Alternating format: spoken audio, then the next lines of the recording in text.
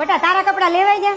હા દીકરા તારા કપડા લેવાઈ જા. હા બટા મારા કપડા લેવાઈ જા. પણ મમ્મી આ છે હું આ બધું? તો આપણે ભગવાનના વાઘા લેવા જોઈએ ને.